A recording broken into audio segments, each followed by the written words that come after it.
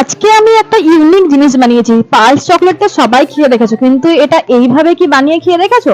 তো আমি তোমাদেরকে একটা নতুন পদ্ধতিতে বানিয়ে দেখাবো। প্রথমে চকলেটগুলো প্যাকেট থেকে খুলে আলাদা করে নিলাম। আমি এখানে 10টা চকলেট নিয়ে নিয়েছিলাম, তোমরা চাইলে আরো বেশি নিতে পারো। তারপরে রুটি বেলার বেলনা দিয়ে চকলেটগুলো ভেঙে নিলাম ভালোভাবে, পুরোটা গুঁড়ো করতে পারিনি, এরকম অর্ধেক গুঁড়ো করে নিয়েছিলাম। তারপরে একটা বাটি বসিয়ে গ্যাসের মধ্যে ওখানে একটু সামান্য পরিমাণে জল দিয়ে আর একটু চিনি, চকলেটের স্যুপটাকে ভালোভাবে ঠান্ডা করে নেওয়ার পরে আমি ওয়ান টাইম ইউজড এই কাপগুলোকে ঢেলে নিয়েছি। তারপরে আমি এই কাপগুলোতে ঢেলে নেওয়ার পরে আমি ফ্রিজে এখানে 5 থেকে 6 ঘন্টার জন্য রেখে দেবো। যদি তোমাদের কারোর এরকম ভিডিও দেখতে ভালো লাগে তাহলে নেক্সট টাইম কি চকলেট দিয়ে বানাবো একবার আমাকে জানিও। তো যাই হোক, এগুলো আমি 5 থেকে 6 ঘন্টার জন্য রেখে দিলাম ফ্রিজে।